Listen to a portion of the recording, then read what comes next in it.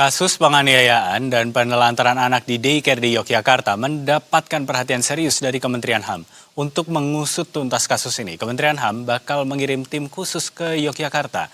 Tim khusus dijadwalkan tiba di Yogyakarta pada hari Senin atau hari ini untuk berkoordinasi dengan sejumlah instansi dan menemui korban serta orang tuanya.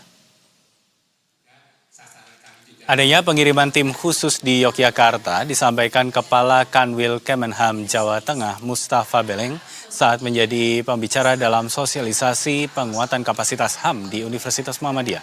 Mustafa menuturkan pihaknya mendapat tugas khusus dari Kementerian HAM untuk segera berkoordinasi dengan sejumlah instansi untuk membantu para korban. Menurut Mustafa, kasus ini termasuk tindakan keji dan di luar nalar kemanusiaan, sehingga patut diberikan perhatian khusus akan perlindungan terhadap anak. Sedangkan terkait proses hukum, pihaknya menyerahkan sepenuhnya kepada pihak kepolisian.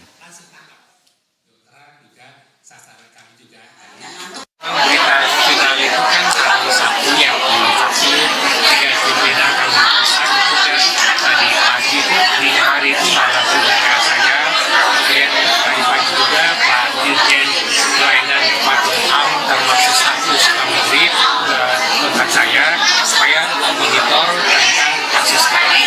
Nah ini kan yang bagian dari upaya kita.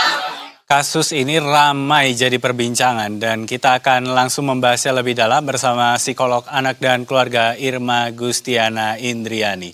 Selamat sore. Halo, selamat sore Mas Dev. Baik, terima kasih Bu Irma sudah bergabung bersama kami di Berita Satu Sore untuk hari ini. Bu Irma, ini kalau kita melihat kan kasusnya sudah berlangsung cukup panjang begitu dan tentu ini korbannya adalah anak-anak. Pertanyaannya kemudian, seberapa dalam trauma yang bisa dirasakan oleh anak-anak ini? Apalagi mereka rata-rata usianya juga di bawah 2 tahun begitu. Oke, makasih ya Mas Dev. Dalam hal ini saya turut prihatin dengan kejadian yang betul-betul membuat kita sebagai orang tua dan masyarakat umum ini tentu pastinya sangat amat prihatin dan tentunya juga marah gitu ya. Jadi kalau kita bicara tentang trauma pada anak, memang di bawah usia 2 tahun mereka itu belum bisa bercerita ya, rata-rata memang belum bisa mengkomunikasikan isi pikirannya. Nah di usia ini memori mereka itu belum selalu bisa membentuk cerita secara verbal ya, tetapi tubuhnya dan sistem sarafnya itu sudah bisa merekam pengalaman apa saja yang mereka rasakan gitu. Jadi hal-hal seperti ini sangat mungkin sekali gitu memberikan dampak yang signifikan terhadap pertumbuhan dan perkembangan mereka secara psikologis. Apalagi ini terjadinya di usia dini di mana mereka itu membutuhkan lingkungan yang aman untuk bertumbuh dan untuk berkembang. Jadi begitu Mas Dev. Baik, jadi kalau memang anak-anak ini masih memang rata-rata belum bisa menceritakan secara verbal begitu ya. Lalu apa yang bisa kita lihat sebagai tanda-tanda konkret kalau sebetulnya anak-anak ini ternyata memang betul mengalami katakanlah trauma, kemudian dampak psikologis begitu dari kejadian-kejadian yang terjadi, entah itu kasus yang daycare ini atau mungkin dalam hal yang lain. Ya, oke. Pastinya kepekaan orang tua atau orang dewasa yang diberikan tanggung jawab untuk bisa mendampingi si anak itu perlu ditingkatkan ya. Jadi anak-anak yang memiliki trauma terkait dengan kekerasan mungkin gitu ya, ini ada banyak sekali sebetulnya perubahannya. Misalnya saja nih Mas Dev, anaknya itu jadi mendadak sangat lengket sekali dengan orang tuanya atau dia jadi takut terpisah. Kemudian dia bisa nangis secara berlebihan saat melihat sesuatu, misalnya entah tempat atau orang-orang tertentu. Kemudian kadang-kadang disertai juga sulit tidur, lalu juga mimpi buruk, ya nafsu makannya jadi berubah. Ada beberapa anak juga yang menunjukkan perilaku jadi gampang kaget terhadap sebuah stimulus ya. Ada juga anak-anak yang jauh lebih rewel dari biasanya dan sulit sekali untuk ditenangkan. Pada beberapa anak itu juga mengalami yang namanya regresi ya. Jadi yang tadinya sudah nggak ngompol, itu akhirnya mereka ngompol kembali. Nah, artinya perubahan-perubahan seperti ini perlu menjadi tanda yang sangat signifikan sehingga orang tua atau orang dewasa yang terdekat itu segera memberikan intervensi atau pendampingan berupa mungkin salah satunya psikoterapi. Begitu Mas Dev. Baik, jadi ini memang ada tanda-tanda yang bisa dibaca begitu, tinggal masalah kepekaan dari orang dewasanya begitu ya, atau orang tuanya untuk melihat tanda-tanda itu. Kita coba melihat dari sisi pelakunya gitu, Bu Irma. Ini kan sebetulnya kan tugasnya adalah untuk merawat anak-anak begitu ya. Tapi Iya. bagaimana kemudian tugas yang sudah diberikan itu justru berubah menjadi kekerasan yang dilakukan pada anak-anak ini? Apakah mungkin ada tekanan-tekanan misalnya dari tekanan pekerjaan atau mungkin hal-hal lainnya begitu yang di luar itu yang akhirnya membuat para pelaku melakukan tindakan kekerasan itu? Oke, Mas Dev. Jadi kalau kita bisa melihat dari sisi perspektif secara psikologis, seorang pengasuh bisa melakukan tindakan kekerasan itu biasanya ada kombinasi.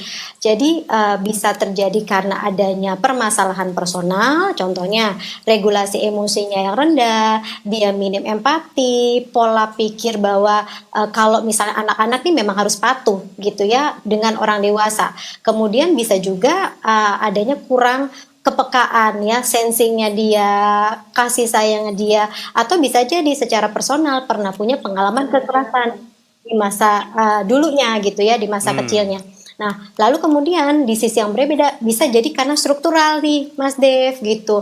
Jadi bisa jadi si orang dewasa yang handle anak ini merasa kelelahan ya, burn out, atau mungkin lemahnya supervisi di dalam organisasi tersebut. Nah, tapi penting sekali untuk di-highlight. Seseorang mengalami kelelahan dalam melakukan pengasuhan gitu ya dengan beberapa anak, bukan berarti tindakan kekerasan itu jadi dibenarkan gitu. Jadi kita bisa melihat ini dari sisi personalnya atau juga dari segi sistemnya begitu. Baik, tapi Bu Irma ini kan kita melihat bahwa kasus ini bisa dibilang katakanlah lembaga begitu ya. Karena Betul. sepertinya semuanya setuju begitu dengan apapun yang mereka lakukan di dalam sana sehingga tidak ada laporan dari dalam tentang kekerasan ini.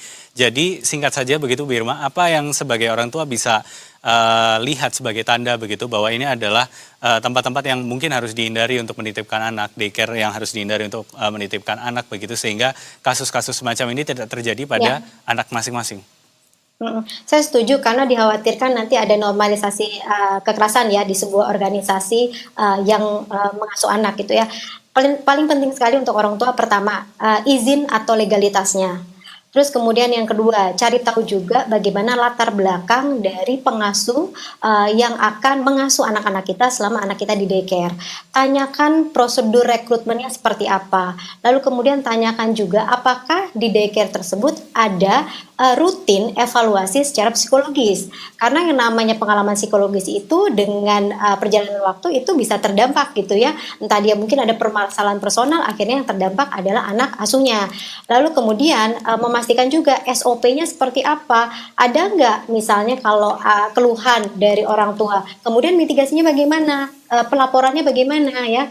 Lalu juga tanyakan supervisi rutinnya seperti apa dan evaluasi berkalanya seperti apa. Karena ini jadi penting banget Mas Dev untuk bisa menjaga anak-anak kita ini betul-betul aman selama kita titipkan di daycare tersebut. Begitu Mas Dev. Baik, tentu kita berharap kasus seperti ini tidak lagi terjadi ke depannya begitu dan tentu kita juga berempati terhadap korban yang ada di sana begitu. Semoga mereka bisa mendapatkan penanganan yang tepat juga begitu ya setelah yang terjadi pada anak-anak ini.